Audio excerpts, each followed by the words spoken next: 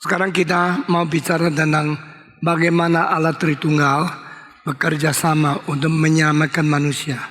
Amin. Mari kita berdoa. Tuhan, pimpinlah jam selanjutnya. Berilah bijaksana kuasa kepada hamba-Mu yang hina ini. Beri kekuatan supaya kami boleh selesaikan seminar ini di dalam pimpinan dan anugerah Tuhan. Dalam nama Tuhan Yesus kami berdoa. Amin. Allah Bapa itu Allah. No problem. Kita tahu dia Allah. Anaknya itu Allah. Karena apa? Dia dilahirkan dari Allah Bapa. Dia adalah sumber hidup dan pemberi hidup. Dan dialah yang berkata, akulah jalan, kebenaran, dan hidup. Jalan dari sana. Kebenaran memberitakan secara konkret wahyu Allah yang tertinggi. Hidup yang membereskan kematian dan memberikan kita hidup yang baru. Yesus Kristus lahir dalam kekekalan, menyatakan di dalam sejarah. Setelah Yesus datang, dunia ini berubah total. Kalimat ampunilah mereka, karena apa yang mereka berbuat mereka belum pernah mengetahui. Tidak pernah diucapkan oleh siapapun, di dalam agama apapun, di dalam kebudayaan apapun, kecuali pertama kali dari Yesus, lalu menjadi dorongan kasih Allah di dunia pertama kali. Yesus Kristus setelah wujud, setelah konkret, menyatakan hidup selimpah mungkin. Dan segala sesuatu bijaksana yang tertinggi, terdalam, terlimpah dari Tuhan Allah dipaparkan melalui setiap tingkah laku, setiap kata-kata, setiap cara hidup untuk membimbing seluruh umat manusia. Dan dia adalah Allah yang berada di tengah-tengah kita. Inkarnasi. Bukan Allah yang jauh yang kita teriak tapi dia tidak dengar. Bukan Allah memerintah tapi tidak menolong kita. Dia datang menjadi contoh. Allah yang di tengah-tengah kita. Allah yang menjadi manusia. Allah yang suci tanpa noda. Allah yang memberikan teladan. Dan Allah yang membawa kita menuju kepada kelimpahan yang kekal. Siapakah Roh Kudus? Roh Kudus ada pribadi ketiga. Dia berasal dari mana? Dia dari Allah. Dia ada roh Allah. Dan dia ada roh Kristus. Roh Kudus itu roh kekal. Hanya tercantum satu kali dalam Alkitab. Ibrani 9:14. Roh Kudus roh kebenaran. Berkali-kali keluar dari mulut Yesus Kristus. Sampai roh kebenaran datang kepadamu. Engkau akan dipimpin ke dalam segala kebenaran. Roh Kudus roh yang memberi hidup. Roh pemberi hidup dan pembebas manusia. Yang melepaskan kita daripada hukum kematian dan hukum hidup. Di dalam Roma pasal 8 ayat kedua. Roh Kristus. Roh Allah. Ada roh yang sendirinya Allah. Karena dari mana kita mengetahui?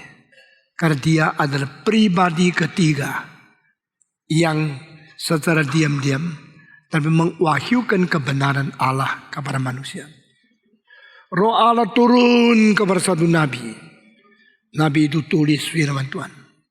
Roh Allah turun kepada satu rasul. Rasul itu menulis perjanjian baru. Roh Allah yang ada roh kebenaran.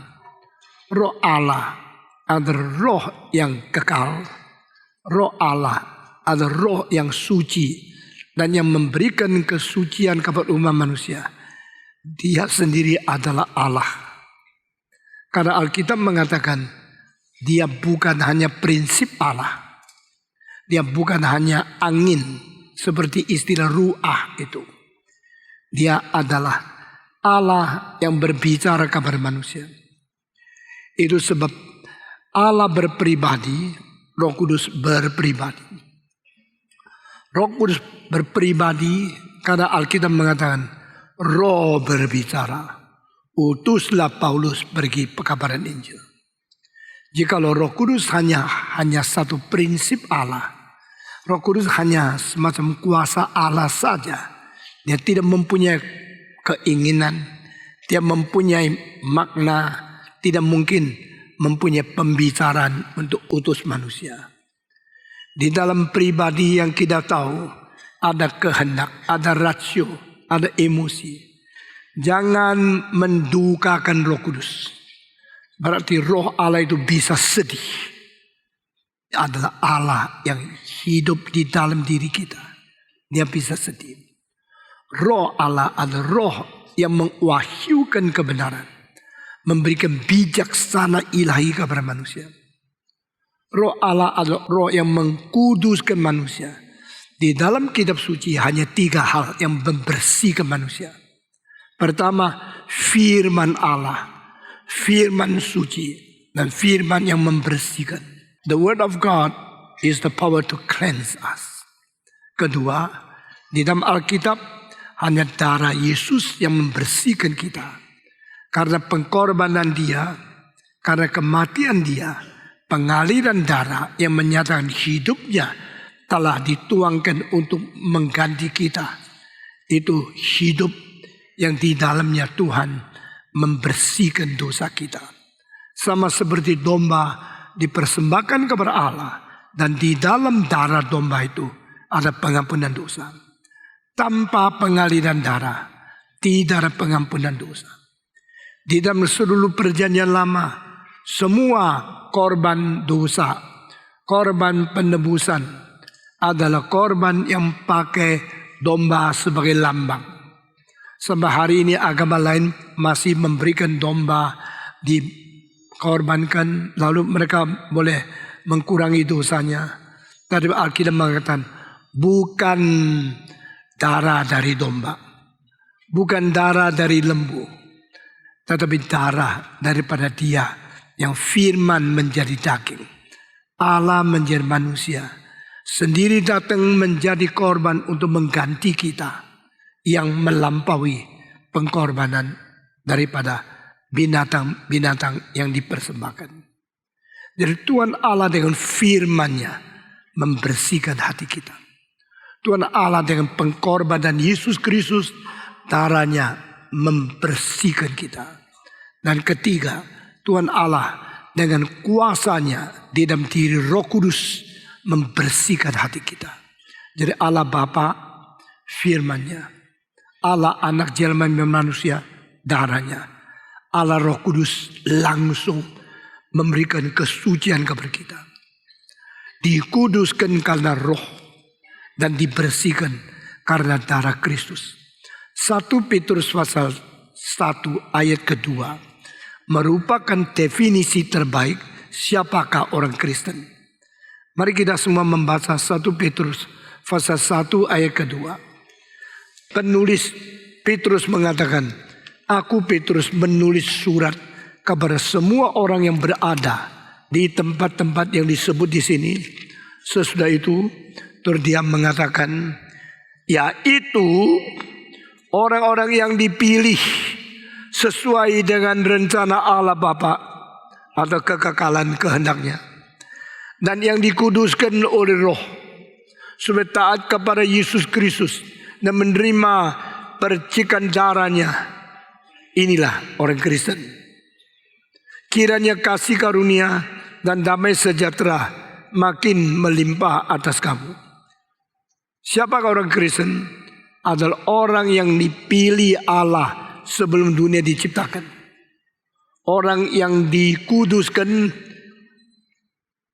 oleh Roh yang dikaruniakan.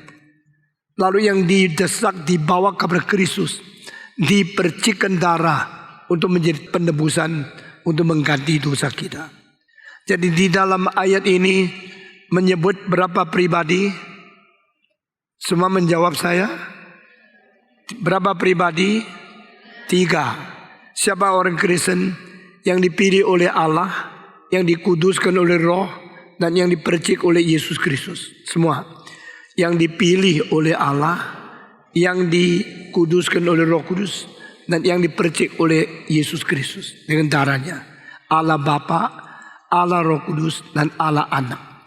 Hanya 3 pribadi ini yang merubah status kita dari orang berdosa menjadi orang yang ditebus oleh Tuhan. Dari orang berdosa menjadi kaum pilihan yang dibersihkan oleh darah Tuhan. Dengan demikian Allah Bapa, Allah Anak, Allah Roh Kudus, 3-tiganya mengerjakan pekerjaan yang hanya bisa dikerjakan oleh Allah sendiri. Hanya Allah sanggup melakukan pekerjaan Allah. Only God, and besides God there no one can do the work of God. Allah mengerjakan apa? 3 perkara yang dikerjakan oleh Bapa, Anak, dan Roh Kudus. Pertama, pencipta. Kedua, menebus. Dan ketiga, mengwahyukan kebenaran dan memberi hidup yang baru. Sekali lagi, hanya 3 hal yang bisa dikerjakan oleh Allah sendiri. Allah Bapa, Allah Anak, Allah Roh Kudus sama-sama mengerjakan. Pertama, yang mencipta. Kedua, yang menebus. Yang ketiga, yang mengwahyukan kebenaran dan membawa manusia kepada pengertian kebenaran dan rencana Allah, serta memberi hidup kepada manusia. Saudara-saudara, di dalam cipta Allah Bapa berbagian, Allah Anak berbagian tidak? Jawab. Allah Roh Kudus berbagian tidak? Dengar kalimat di bawah. Allah berkata, aku mencipta dunia. Lalu Roh-Nya bekerja untuk menggenapi apa yang diinginkan oleh Bapa.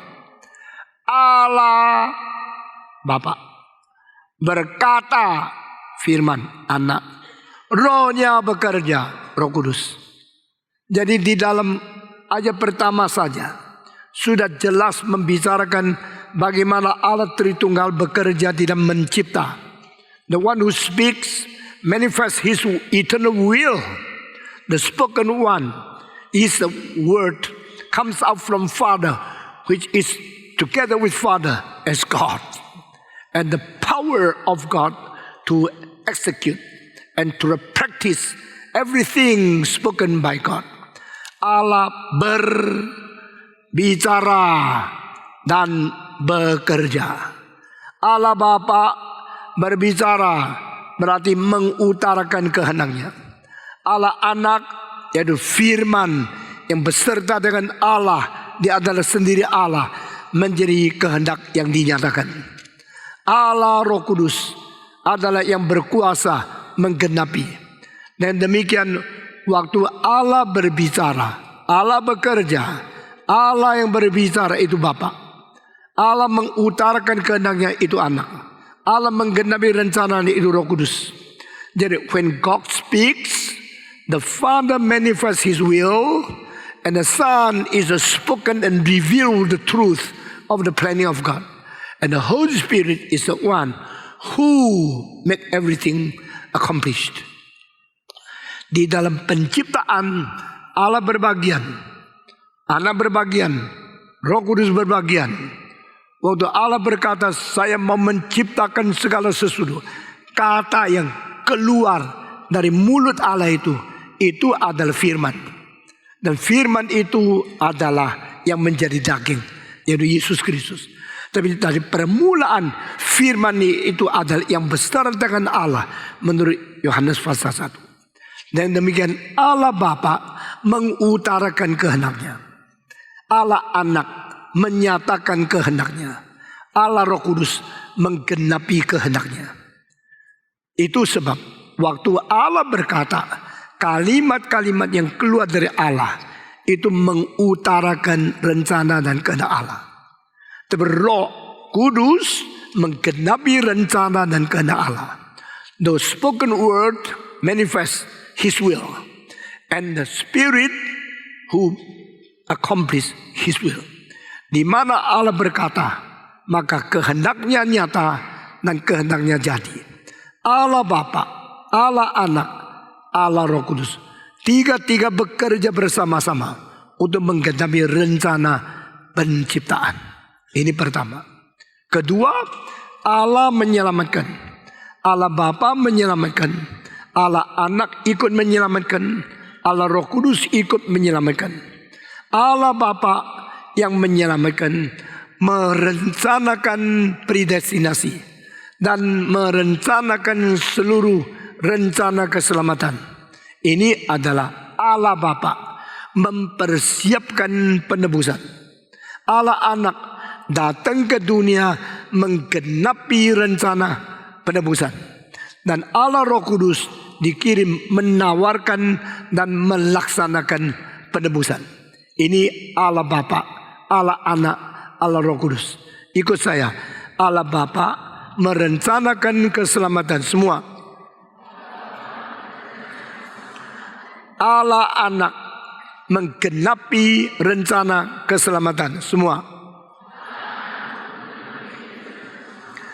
Ketiga, Allah Roh Kudus melaksanakan keselamatan yang sudah digenapi.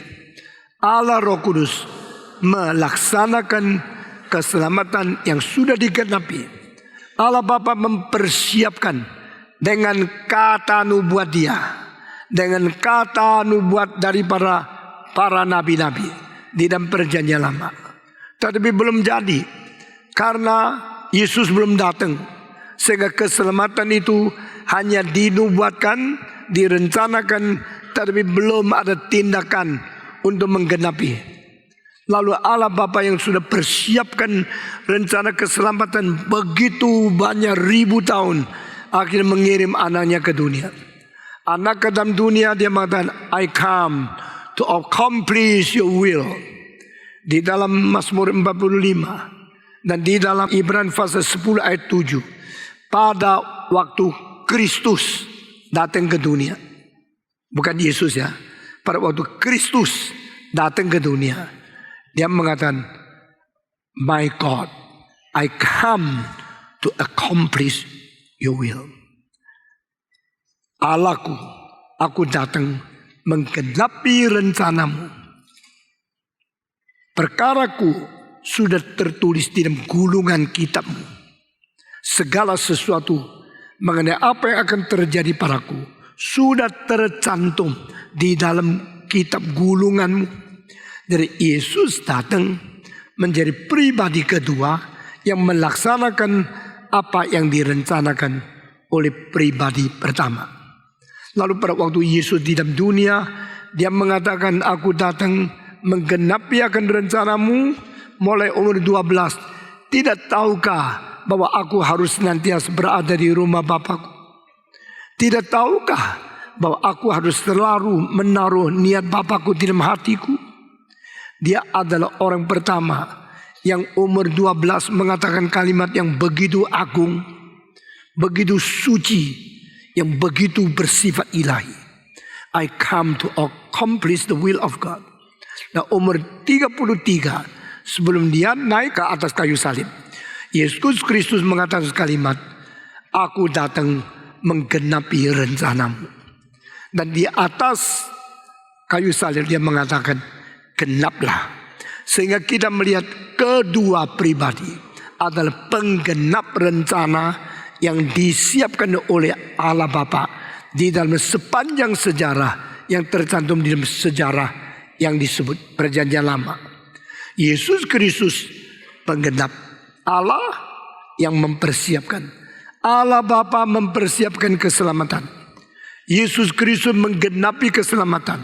Sesudah itu Yesus naik ke surga. Dia berkata, jikalau aku tidak naik, Roh Kudus tidak turun. Jikalau aku sudah naik, aku akan kirim dia ke dalam dunia ini. Dan dia akan datang untuk bersaksi bagiku. Roh Kudus dikirim untuk memuliakan aku. Roh Kudus dikirim untuk meninggikan aku. Dan barang siapa mendapat pekerjaan Roh Kudus, dia akan bertobat dan menerima Yesus Kristus. Itu sebab pribadi kedua mengatakan, jikalau Roh turun atas kamu, maka kamu akan menjadi saksiku. Mulai dari mana? Yerusalem. Lalu ke mana? Tanah Yudea. Lalu ke mana? Samaria. Sampai ke mana? Ujung bumi. Roh Kudus turun menolong orang Kristen bersaksi dari Yerusalem ke ujung bumi. Saudara-saudara, di dalam perjanjian lama itulah periode Allah bekerja. Di dalam masa Kristus inkarnasi, periode pribadi kedua bekerja. Setelah Yesus naik ke surga, kirim Roh Kudus, menjadi periode Roh Kudus bekerja. Jadi Allah Bapa bekerja, sedang mempersiapkan semua di perjanjian lama. Turun Yesus Kristus bekerja untuk menggenapi apa yang sudah direncanakan oleh Allah. Setelah Yesus menggenapi, dia naik surga, Allah Bapa dan Allah Anak mengirim Roh Kudus turun untuk melaksanakan apa yang sudah digenapi dan apa yang akan dilakukan di seluruh muka bumi. Lalu orang-orang yang menerima Roh Kudus, mereka bertobat, mereka percaya kepada Tuhan, sehingga mereka menolong manusia berdosa mengenal Tuhan. Itu sebab pada waktu Roh Kudus turun, semua yang berkhotbah tentang Roh Kudus berkhotbah tentang Kristus yang disalib. Saudara-saudara, inilah kepenuhan Roh Kudus yang benar, yang sejati, yang fakta, yang real. Jikalau pekerjaan Roh Kudus, engkau melihat seorang bicara tentang Roh Kudus, tapi tidak bicara tentang Yesus yang tersalib, itu bohong. Jikalau engkau mendengar seorang bicara tentang Yesus dan penuh dengan kuasa Roh Kudus, dia jujur. Karena Roh Kudus datang untuk memuliakan siapa? Roh Kudus datang untuk memuliakan siapa? Yesus Kristus yang tersalib. Ingat ya, Roh Kudus datang bukan untuk membanggakan orang yang ada Roh Kudus. Saya ada Roh Kudus, saya bisa karunia lidah. Coba lihat. Itu orang yang bicara tentang roh, yang bicara bahasa roh, membanggakan diri mempunyai roh. Itu bukan dipenuhi Roh Kudus. Karena dia datang untuk memuliakan aku. Maka hamba Tuhan yang berkhotbah mentinggikan Kristus, itulah hamba Tuhan yang dipenuhi Roh Kudus. Roh memenuhi seseorang bukan untuk membanggakan orang itu sendiri. Roh Kudus memenuhi seseorang supaya orang itu diberikan kekuatan dan kuasa meninggikan Kristus. Orang Kristen harus mengerti rahasia ini sehingga tidak tertipu oleh orang kelihatan ada roh, tetapi pelayanannya adalah membanggakan diri. Kita harus mengetahui roh is given in order to help people to glorify Jesus Christ. The Spirit is given to witness for the crucified Christ. Jadi orang yang tinggikan Kristus, itulah orang yang dipenuhi Roh Kudus. Orang yang memuliakan Roh Kudus, itu orang yang menerima roh yang diturunkan oleh Bapa untuk mentinggikan Kristus.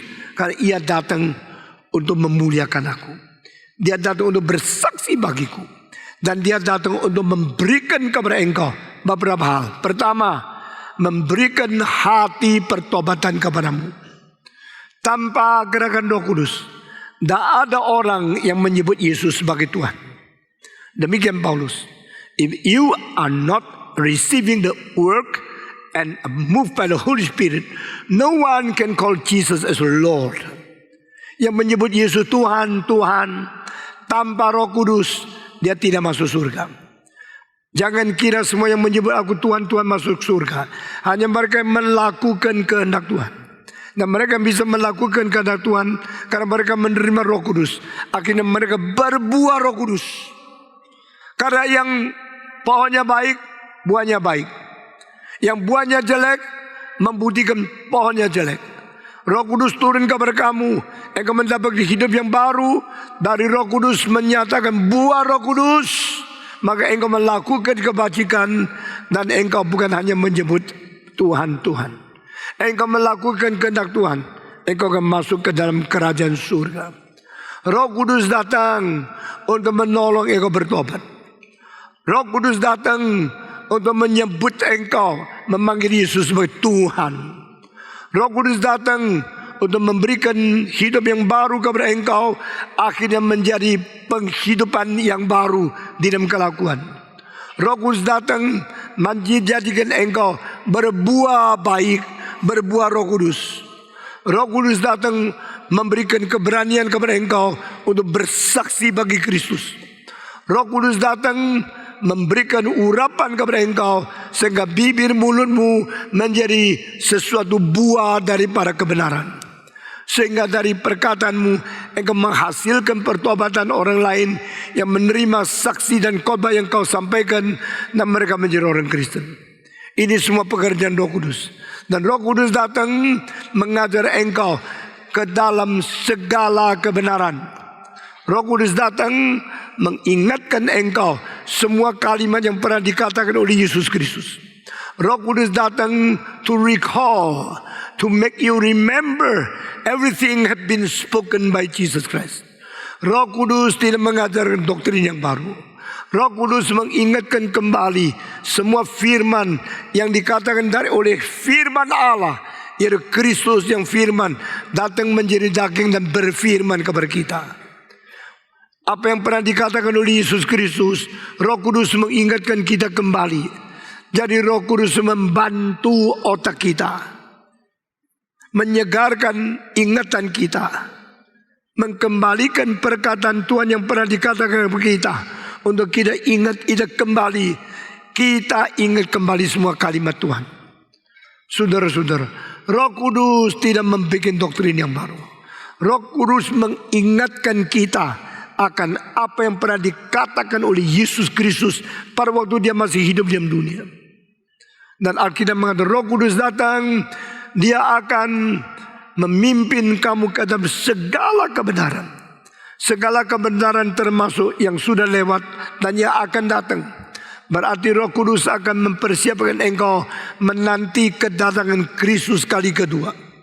Roh Kudus datang akan memimpin engkau, menggerakkan engkau, memberi pengharapan kepada engkau, dan mengarahkan pengharapanmu menuju kepada hari kiamat di mana Yesus sudah janji dia akan datang kembali. Orang yang dipenuhi Roh Kudus adalah orang yang memuliakan Tuhan.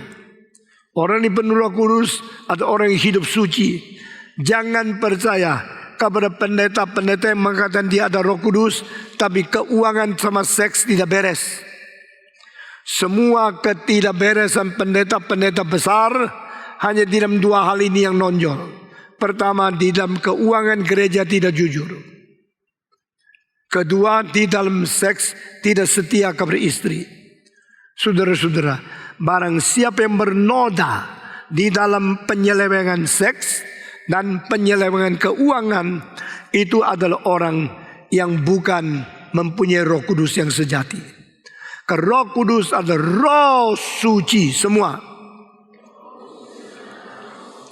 Orang dipenuhi Roh Kudus adalah orang hidup di dalam kesucian. Dan kesucian dibuktikan daripada keuangan dia jujur, seks dia setia. Kalau di dalam dua hal ini dia tidak jujur, tidak setia, dan dia anggap dia mempunyai Roh Kudus, jangan percaya. Karena Roh Kudus tidak mungkin membiarkan manusia dengan serakah, tamak uang menjadi korupsi dan menyeleweng keuangan.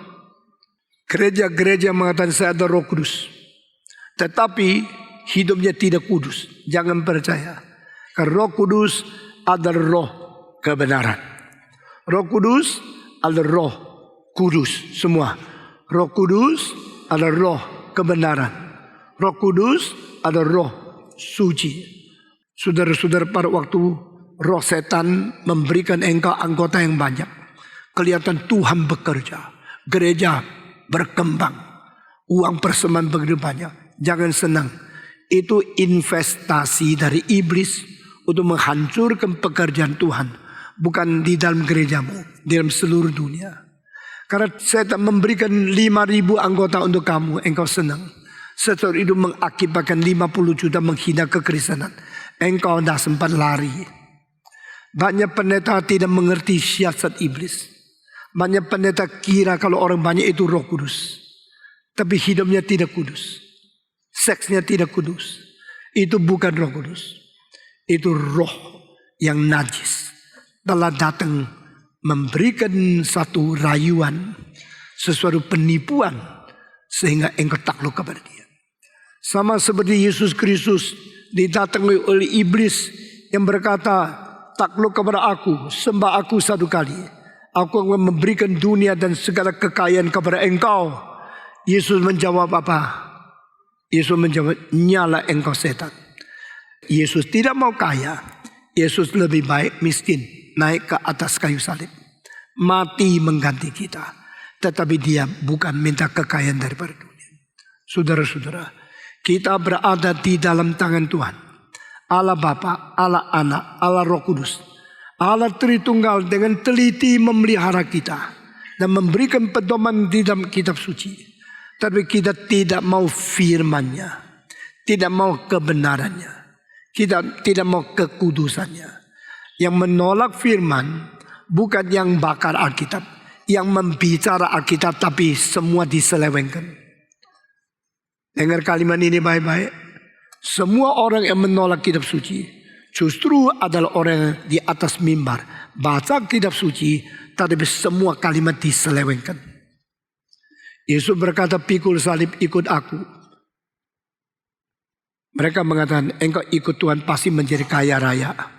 Penyelewengan itu terjadi. Mengatakan khotbah-khotbah yang kelihatan enak didengar. Seperti yang berkata, saya tidak pernah akan bicara tentang neraka. Saya tidak akan bicara tentang penghakiman Tuhan. Saya tidak akan bicara tentang dosa. Saya tidak akan bicara tentang Tuhan akan menghancurkan kamu berdosa. Saya hanya bicara kabar kamu kesuksesan. Supaya gereja ini boleh bertumbuh. Tetapi gereja bertumbuh di luar kehendak Tuhan. Bertumbuh menurut segala investasi dari setan. Saudara-saudara, Allah Bapa, Allah yang suci. Allah Anak, Allah yang suci. Allah Roh Kudus, Allah yang suci. Allah Tritunggal suci. Dan dia menjadikan kita kaum suci. Dan kita yang melayani firman Tuhan, melayani kebenaran yang suci. Kita mengerjakan pekerjaan yang kudus. Mari kita dengan pikiran, motivasi, hati, mulut, bibir, lidah, tangan yang suci mengerjakan pekerjaan Tuhan. Baru membuktikan engkau ada Roh Kudus. Bukan membuktikan ada Roh Kudus dengan begini-begini. Bukan membuktikan Roh Kudus dengan itu bisa dipalsukan oleh iblis. Tetapi kesucian tidak bisa dipalsukan oleh iblis. Amin. Hidup suci coba. Engkau sambil melayani Tuhan, malam cari pelacur. Engkau ada Roh Kudus. Engkau sambil di dalam Allah, sambil berjudi, sambil nakorba. Engkau kira engkau mempunyai Roh Kudus? Jangan lagi menipu diri. Allah itu suci. Allah, anaknya itu suci. Roh Kudus itu suci. Di dalam begitu banyak agama kita melihat banyak hal yang tidak suci. Tapi di dalam Kristus dan dipenuhi Roh Kudus, orang itu hidup suci, membuktikan sungguh-sungguh. Saudara-saudara, Allah Bapa mempersiapkan keselamatan. Allah Anak menggenapi keselamatan. Dan Allah Roh Kudus melaksanakan keselamatan. Dan mengajar kita bagaimana hidup suci. Untuk menyatakan keselamatan itu sudah berlaku di dalam hidup orang yang menerima Yesus Kristus. Saudara-saudara, ketiga, Allah mengwahyukan. Allah bekerja mencipta, menebus dan mengwahyukan. Allah berkata, kata yang keluar dari mulut Allah itulah Kristus. Karena Yesus adalah firman, dan firman berserta dengan Allah, dan Allah berfirman. Allah mengeluarkan, melahirkan Kristus, firman yang akhirnya menjadi manusia. The words spoken out from the mouth of God, that is the truth, and the truth is Jesus Christ. The word is with God, and the word is God. Kristus diwahyukan melalui apa? Melalui penghembusan napas. Di dalam Alkitab, Roh Kudus bernama nefesh, perjanjian lama, ruah di dalam perjanjian baru. Dan ini adalah Tuhan pada waktu mengeluarkan perkataan seperti saya berkata-kata, tak mungkin saya tidak napas dulu. Sebelum engkau berkata-kata, engkau menghirup napas. Setelah engkau menghirup napas, engkau pakai napas mengeluarkan perkataan-perkataan. Kita berbeda dengan mesin, dengan tape recorder. Kita pakai napas untuk keluarkan kata-kata. Tape recorder tidak. Waktu napas itu keluar, kalimat itu didengar, kalimat itu melalui transportasi kenapasan itu keluar daripada seseorang. Demikian Allah Bapa mengeluarkan firman melalui napasnya yang berkata kepada kita. Allah Bapa sumber wahyu, Allah Roh Kudus transportasi wahyu, Allah Anak adalah konten daripada wahyu. God is a revealer. The Father revealed through His Spirit breathing out. And the word spoken from the breathing of God is Jesus Christ. Allah Bapa dengan napasnya yaitu Roh Kudus mengutarakan firman yang keluar dari mulutnya yaitu Kristus. Maka Allah Bapa pengwahyu, Allah Anak yang diwahyukan, Allah Roh Kudus yang dipergunakan untuk menjadi transportasi wahyu. Dan demikian Allah pengwahyu, Allah Bapa pengwahyu, Allah Anak pengwahyu, Allah Roh Kudus pengwahyu. Tiga-tiganya melakukan pekerjaan yang hanya dipekerjakan oleh Allah, yaitu mengwahyukan kebenaran. Only God can create. Only God can redeem. Only God can reveal. Hanya Allah yang bisa mencipta. Hanya Allah yang bisa menyelamatkan. Hanya Allah yang bisa mengwahyukan semua. 1, 2, 3.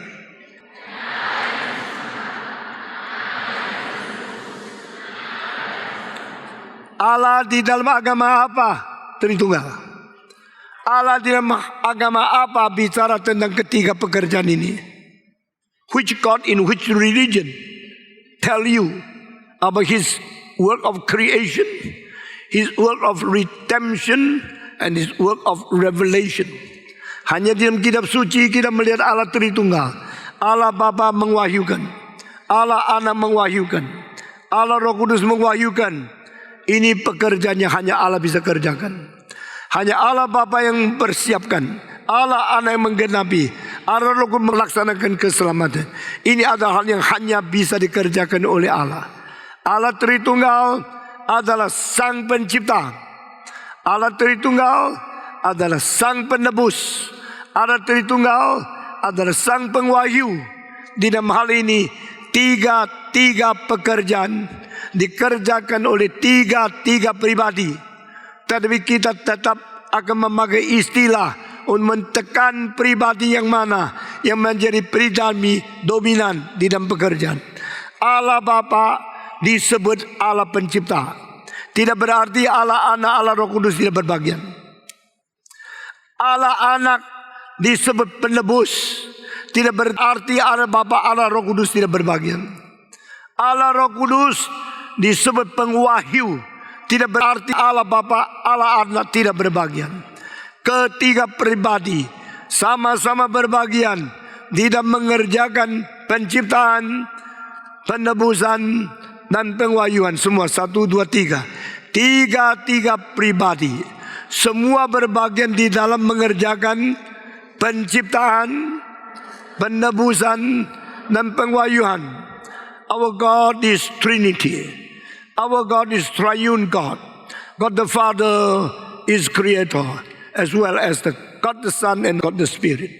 Our God is Redeemer. Our Jesus Christ is called Redeemer, as well as Father and Spirit.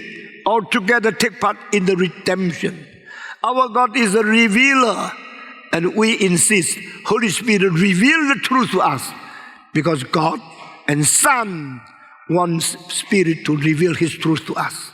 Kita bersyukur kepada Tuhan.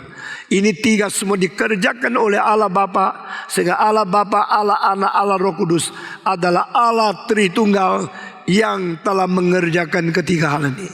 Dan satu hal yang penting saya sebelum tutup harus kasih tahu kepada saudara, dan Allah yang mencipta adalah juga Allah yang menghakimi. Allah yang menebus juga adalah Allah yang membinasakan. Allah yang mengwahyukan adalah juga Allah yang memimpin kita ke dalam kebenaran. Dengar sekali lagi. The God who create will be the same God who condemn. The God who redeem will be the same God who punish. The God who reveal will be the same God who guide us into the truth. Lalu Allah Bapa telah mencipta. Yang dicipta itu nasib terakhirnya bagaimana? 2. Kembali kepada Bapa, bukan melalui jalanmu sendiri, melalui jalan yang ditetapkan oleh Tuhan Allah. Sebagaimana engkau kirim surat harus pakai perangko yang ditetapkan oleh pemerintah. Tidak boleh perangko yang beli di luar negeri. Saudara-saudara, the one who create will cause us to return to Him according to His will and according to the redeemer He appointed, not by your own will and your method.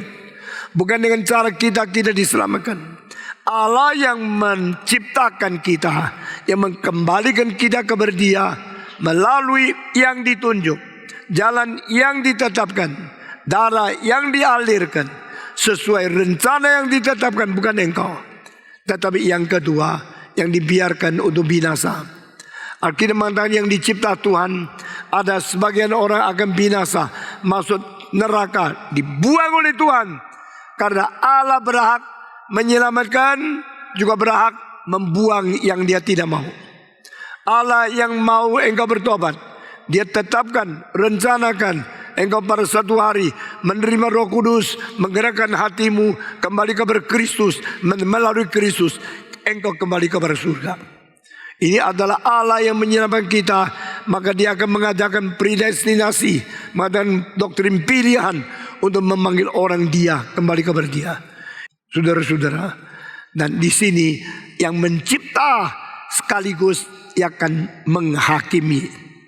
Allah Bapa penghakim, iya. Melalui siapa?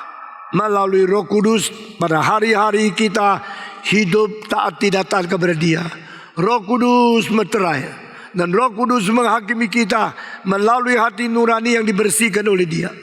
Saudara-saudara, tetapi yang paling hebat adalah pribadi kedua menjadi penghakim seluruh umat manusia. Allah menjadi penghakim seluruh dunia. Ini sudah dikenal, sudah diakui, dan sudah diwahyukan di dalam kitab Kejadian melalui mulut daripada Abraham. The one who judges over all the world, doesn't he practice the righteousness? Allah yang menghakimi seluruh dunia, apakah mungkin Dia tidak melaksanakan keadilan? Kalimat itu keluar dari mulut Abraham. Dia mengatakan Allah akan mengadili seluruh dunia. Tetapi di dalam Yohanes pasal 12, bagian terakhir dari 40 lebih sampai selesai, saudara melihat itu terakhir kali Yesus berkata kepada orang Farisi. Yesus dengan sabar bicara sama mereka. Mereka dengan kurang ajar berdebat dengan Dia, berdebat melawan Dia, terus bertentangan. Yesus akhirnya mengatakan, dengan sesungguh-sungguhnya aku berkata kepadamu, yang kukatakan kepadamu bukan dari diriku, dari Bapa-Ku yang mengutus aku. Apa yang kukatakan kepadamu akan menghakimi seluruh dunia pada hari kiamat. Setelah bagian itu, Yesus tidak pernah mau bicara sama orang-orang Farisi lagi. Pasal 13, mulai dengan Dia mengasihi orang milik Dia, mengasihi mereka sampai kesudahan. No more words spoken to the Pharisees. No more debate together with the Judaist people. Jesus never say anything to Jews again, only to His people. 13, 14, 15, 16, Ini ada tentang terakhir Yesus bicara sama murid-murid. 17, dia menengadah ke langit dan bicara hanya kepada Bapa satu pasal. Doa sang pengantara dan sang imam besar. 18 ditangkap, 19 disalibkan, 20 dibangkitkan, 21 akhirnya dia naik ke surga. Saudara-saudara, itu akhirnya daripada seluruh Injil Yohanes. Dan pada waktu Yesus mengatakan kalimat bagian terakhir, dia memberikan sesuatu peringatan sekaligus ancaman bahwa aku akan kembali untuk mengadili seluruh dunia. Saudara-saudara, jika Yesus bukan Allah, dari mana hak dia mengadili seluruh dunia? Bolehkah manusia mengadili manusia? No. Siapa yang berhak mengadili seluruh umat manusia? Hanya yang menciptakan seluruh manusia, yang menebus seluruh manusia, dan yang ditolak oleh manusia. Dia berhak mengadili seluruh manusia. Creator and the supreme judge, the redeemer and the destroyer. Dia yang mencipta, dia yang menolak manusia ke neraka, dia yang menebus, dia menghancurkan mereka yang tidak percaya kepada dia. Jangan main-main terhadap Yesus Kristus. Barang siapa melecehkan Kristus, dia melecehkan diri dan nasibnya selama-lamanya. Barang siapa tidak mengaku Yesus adalah Allah, dia menolak Allah dengan kalimat dia sendiri. Barang siapa tidak mengetahui betapa agung, mulia, hormat, dan dia akan mengadili seluruh dunia, berarti engkau tidak mengetahui Allah telah bersaksi bagi dia. Di dalam 1 Yohanes pasal 5 ayat ke-9 dikatakan kesaksian manusia kau harus terima, apalagi kesaksian Allah. Saya waktu membaca saya gemetar. If you should accept the witness from man, how can you reject the witness from God? And the witness from God, the greatest witness from God is for His Son. Kesaksian Allah terbesar adalah diberikan kepada anaknya. Saudara-saudara, sekarang selain orang Kristen, agama Yahudi tidak menerima Kristus. Mereka percaya Allah, tapi menolak yang dikirim. Ini bahaya sekali. Kalau engkau menolak, mengejek Kristus, akidah mengatakan dosa itu lebih besar dari dosa perzinahan. Dosa itu lebih berdosa daripada dosa pembunuhan. Dosa itu lebih besar daripada dosa narkoba, dosa segala macam pelacuran dan dosa yang lain. Karena engkau tidak percaya Yesus anak Allah. Saudara-saudara, Alkitab mengatakan mereka akan dihukum karena mereka tidak percaya bahwa dia adalah anak Allah. Hanya di dalam anak Allah menyatakan sifat ilahi. Dan hanya di dalam Roh Kudus menolong kita mengenal anak. Roh Kudus membawa kita kepada anak, anak bawa kita kepada Bapa. Tanpa Roh Kudus tidak ada orang mengaku Yesus Tuhan. Tanpa melalui Yesus tidak ada orang diterima oleh Allah Bapa. No one come to the Father but by me. Dengan begitu jelas Alkitab paparkan selangkah demi selangkah. Sehingga keselamatankah, penciptaankah, pengwahyuankah, Allah Tritunggal telah berlapis memberikan pengertian kita begitu ketat. Sehingga akhirnya kita kembali kepada Allah dan berkata, I am yours. Saya milikmu. Saudara-saudara, kiranya seminar mengenai Allah Tritunggal pada hari ini boleh sungguh-sungguh menanam kebenaran di dalam hati kita sedalam-dalamnya. Dan kita menjadi orang yang takut kepada Tuhan. Melalui Roh yang telah menggerakkan kita, kita rendah hati datang kepada Kristus. Melalui Kristus yang mati dan bangkit kepada kita, kita rendah hati datang kepada Allah Bapa. Menjadi orang Kristen yang sejati. Saya sudah selesai khotbah hari ini. Masih banyak poin yang belum saya katakan.